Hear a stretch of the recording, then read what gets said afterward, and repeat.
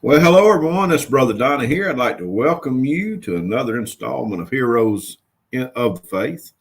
And welcome to this great Saturday night. My name is Brother Donnie, and you are watching At the Cross Community, our weekly installment of Heroes of the Faith.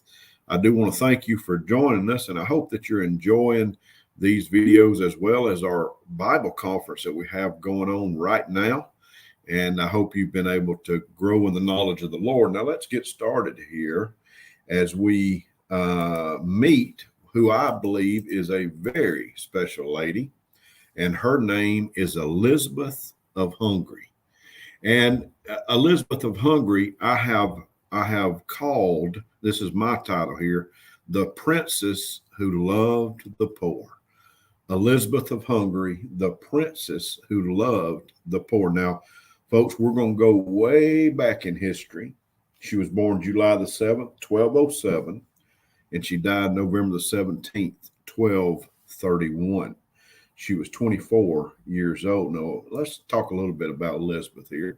Elizabeth was the daughter of King Andrew II of Hungary and Gertrude of Morania.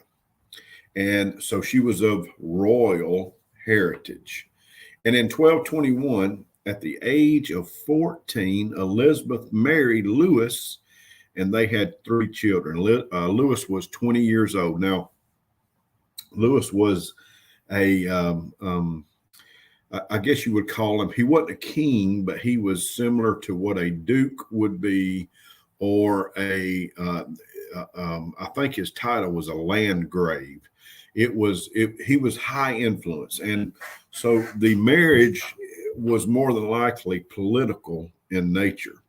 And we look and say, gosh, 14 years old, that's awful. But in the time, it was pretty commonplace. And there were mostly fixed marriages with political intent to secure lands, to secure kingdoms, etc. So in 1221, she was sent off and married Louis. Now, with all intents and purposes that I can find, Louis was a fine man. They had three children together. Both of them, of course, by now, this part of Europe was of Christian descent. This was prior to the Reformation. This would have been prior to any movement of Martin Luther or John Calvin or any of those. So this would be way on back. And they were Christian people. They had a Christian family. They were royalty. They had a good lifestyle. They had plenty. And they seemed to get along in what seemed to be a good marriage. And in 1223, some Franciscan friars or pastors or preachers came to the area, and the teenage Elizabeth not only learned about the ideals of Francis of Assisi, but she started to live them. Now, let me just tell you a little bit about Francis of Assisi. Francis of Assisi, who I should probably have a Heroes of the Faith to his own, but he was raised in a very wealthy, somewhat wealthy cloth merchant's home. And he was raised in that way, had plenty of money, plenty of things. Well, he started to go into the ministry of God. He kind of rejected his monetary lifestyle and wanted to serve God and the poor. And that mind frame kind of created Franciscan thinking, so that others around Europe started to develop these same kind of patterns of rejecting their stuff, rejecting what they have, their money, their wealth, and all this, and really throwing themselves full well into the work of taking care of the poor. So what these pastors did when they come to where Louis and Elizabeth lived, they started spreading these ideals, and they were embraced. Louis and Elizabeth embraced them, more so Elizabeth than Louis, but they were embraced. Now, Louis and Elizabeth lived at the Wartburg Castle. Now, that may seem familiar to you, as it should, because several hundred years later, Martin Luther lived at this castle for a year. When he had been kidnapped by his friends, he was taken to this castle and he stayed there a year. So you can see the two pictures. It's still there today. This is where Lewis and Elizabeth lived their life and started to have and raise their three children. Now, a couple of facts here that I think's pretty important. In the spring of 1226, when floods, famine, and plague wrought havoc in Thuringia, that was the place they lived, Louis, a staunch supporter of Frederick II, who was the Holy Roman Emperor, represented Frederick II at the Imperial Diet held in Cremona.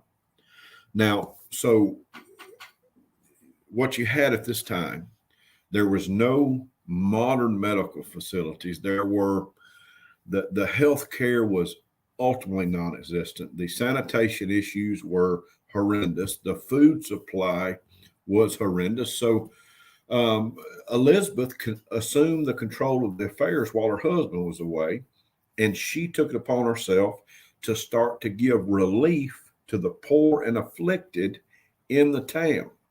And it said that she even gave away some of the royal robes and ornaments to the poor. And some of the advisors to Lewis was just beside herself. Why would she be wasting all this money on these peasants? But when Lewis came back, he was very supportive of his wife. And he remarked that she was doing the fine Christian thing. So oftentimes what she would do, she would put on normal clothes, and she would go out into the streets, and she would help beggars, and she would help different ones that were sick and afflicted.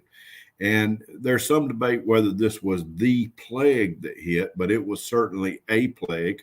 You can see the two pictures there. Imagine the conditions, not having health facilities, not having proper sanitation, not having good food. And Elizabeth used her resources, the lavishness of what she had, and reached out and helped these people. She really was taking to heart what Francis of Assisi was setting in place of helping the poor. Now, in 1227, Elizabeth's life was changed forever. Her husband Louis was en route to join the Sixth Crusade. This was in the time of the Crusades. No doubt you've heard of the Crusades. He died of a fever in Otranto just a few weeks before the birth of their daughter, Gertrude. Upon hearing the news of her husband's death, Elizabeth said, "He is dead. He is dead. It is to me as if the whole world died today." Now, his remains were returned to Elizabeth, and in 1228, he was entombed at the Abbey of Reihardsbrunn. You'll see the top picture there. That is the chapel there at Reihardsbrunn, and where Louis is entombed. It was commonplace back then. Royalty, people of notoriety, was entombed in the places of worship. Very common. So after, and there's some conflict as to what happened directly after her husband died, but some accounts say that, and it is history, proven history, that her brother-in-law took over the area, and he assumed the role of being the benefactor there in the place. And there is some documentation that says that her brother-in-law kicked her out with her children of Wartburg Castle. There's other documentation that says that she left on her own. And the first documentation says that she was actually put out destitute and poor with no dowry left. Now, that can't be 100% confirmed, but what we do know is that after the death of her husband, she moved to a town called Marburg in Germany. And there she kept holding on to her Franciscan belief in that life of service, that life of poverty, and giving everything she could to God's work. Her dowry was given back to her, and she used that to build a hospital there in Marburg. The bottom right picture is a picture of the Elizabeth Hospital there in Marburg. It's since long been torn down, but you look at what all's going on with her. She has gone from a life of leisure, having a husband, having a life of leisure, helping the poor when she could, to being poor herself.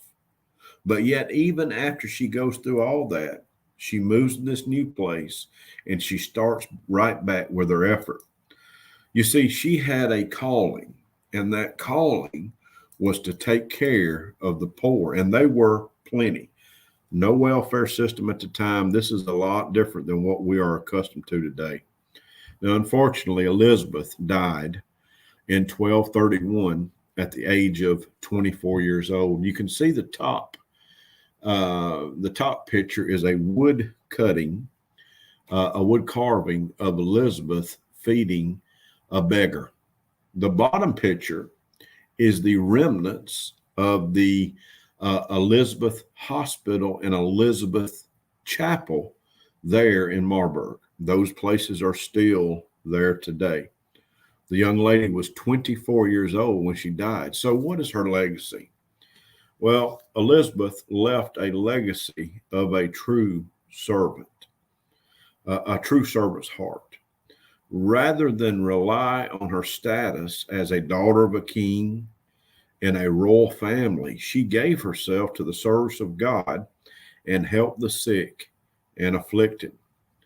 And I think we could learn great lessons from these heroes of the faith who overcame challenges, who did not look to their wealth to give them comfort, but instead used what they had to help impact God's people. So there you have, that is the story of Elizabeth, whom I have deemed the princess to the poor. I hope you've enjoyed this. We'll look forward to seeing you next time on Heroes of the Faith.